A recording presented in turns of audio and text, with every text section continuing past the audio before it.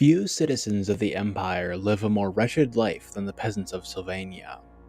Farming is almost impossible, as the soil is barren, fit only for growing weeds and thistles. Horrible monstrosities haunt the forests and stalk through the moors, seeking out the flesh and blood of mortals. Their feudal lords are literally blood-sucking monstrosities, rather than the more metaphorical ones that plague the rest of the Empire's provinces. Still, there are some parts of Sylvania that are worse than others. The Hungerwood, on Sylvania's northern border with Ostermark, is so full of ghouls that only one man has ever left it alive. Fort Oberstyre, once an imperial fortress, is now haunted by the innumerable ghosts of its former defenders, slain by Manfred von Carstein in the opening moves of the Third Vampire War. In recent history, the town of Swartzhafen has taken on a similarly ominous reputation. Giant, winged creatures appear to have taken up residence in or near the settlement. They feast upon peasant and livestock alike, ripping them apart and feasting upon the blood within. Even the nomadic Strigani, normally unbothered by the predations of the night, have taken to avoiding Swartzhafen unless they have no other choice. When the beating of massive wings fills the air, the town's peasants quail within their homes, for they know that the Devils of Swartzhafen are on the hunt once more. Once, long ago, the Devils of Swartzhafen were known by another name, the Carstein Devils. They were young vampires of the von Carstein bloodline, nephews of Manfred, and they acted as minor players during the Vampire Wars nearly 500 years ago. They didn't present too much of a threat as individuals, but opposing 3 vampires at once would have given even Conrad the Bloody pause.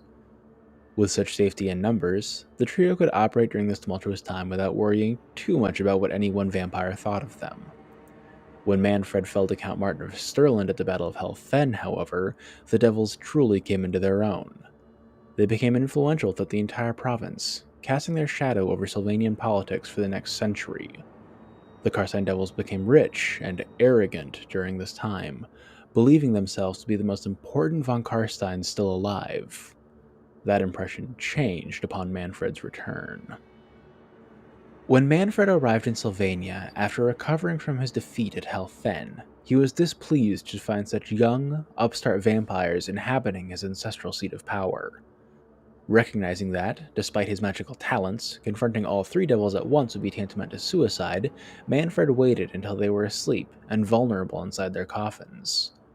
Then, using a Nehekaran ritual, he paralyzed them within their tombs and locked them far below Castle Swartzhafen.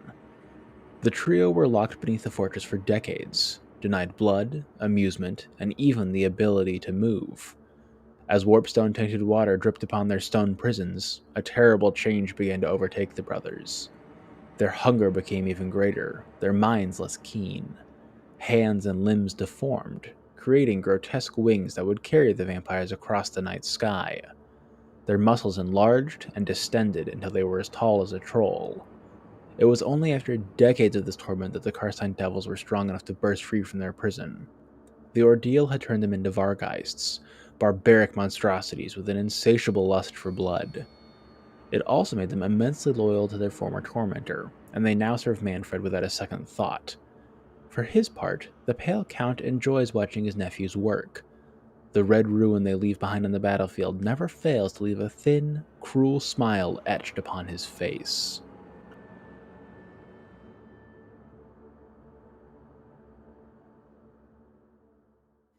Since becoming Vargheists, the Devils of Swartzhafen haven't strayed too far from the place of their transformation. Few of their actual exploits are recorded until Volkmar the Grim's infamous crusade into Sylvania in the year 2522 IC.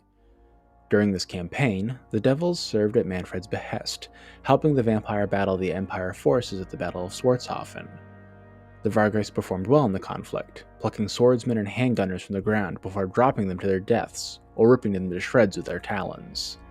In spite of this, the Devils were forced to retreat alongside their master when Empire forces, commanded by Jovi Sunscryer, disrupted the fell ritual plunging Sylvania into perpetual darkness. The Devils of Swartzhafen would see action again at the Battle of Sterneist, the last conflict of the Crusade. While the fight itself appeared to end in a stalemate with the erection of Balthazar Gelt's Wall of Faith, The brothers were instrumental in ensuring it was actually a victory for the von Carsteins. Though it cost them one of their number, the Vargeist managed to knock Volkmar the Grim unconscious with a savage blow to the head. The comatose Grand Theogenist was then delivered to Manfred. With their leader missing, the Crusaders were forced to fall back, and Sylvania left to its own macabre devices. The capture of Volkmar would have far-reaching consequences, allowing Manfred to fully enclose Sylvania with a wall of bones, and eventually allowing for the return of Nagash to full power. In that way, the Devils of Swartzhafen were some of the most critical players of the early end times. Despite this, they are never mentioned again after Volkmar's crusade. Perhaps they scattered after the loss of their brother, or perhaps they joined another, larger group of Vargeist in Manfred's armies. It seems likely that we'll simply never know what happened to them. In Total War Warhammer, the Devils of Swartzhafen are the Vargeist Regiment of Renown on the Vampire Count's roster. Introduced with the Grim in the Grave DLC for Warhammer 1, they weigh in at a hefty 1300 gold. This is 69 less than a generic rank 9 Vargeist, so it's already a better deal if you just want to bring a fully upgraded Vargeist unit.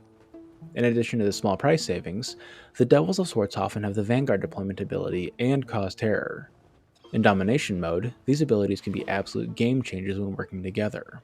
Summoning the Devils from a forward spawn and using them to terror rout off a low leadership unit holding a far objective can be super rewarding, so long as you remember to summon some Direwolves or Black Knights capable of capturing the point afterwards. Even in more pitched battles, the ability to get a flying rear charge with terror is more useful more often than not. This makes them useful in matchups against living factions, especially those with low leadership, like Greenskins and Beastmen. They suffer when fighting high leadership factions, or those immune to psychology like Tomb Kings, Vampire Coast, and any demon faction. Ranged heavy factions can also put them in the dumpster, as they're large targets with almost no armor. Yes, they can self-heal with the Hunger special ability, but just be wary that even the Skaven Slingers and Goblin Archers can deal with them if left unattended. If you're worried about that, you might be better off spending your gold elsewhere. Also, this is a bit of a nitpick, but despite only being 3 strong in the lore, the Devils scale to your army size in-game. For instance, if you're playing on large unit sizes, there will be 12 Vargeists present. I have no idea where CA finds all these additional brothers, especially when you need to replenish your losses. There really should be just 3 of them, with increasing hit point pools for each model as unit size increases, so you eventually get these super Vargeists with a bunch of HP. They'd probably be less useful that way, but man, that'd be cool. That will bring us to the end of our overview of the Devils of Swartzhafen. I'll be honest, I was less impressed with these guys than I thought I'd be at the start of the video. Don't get me wrong, the lore section was pretty cool.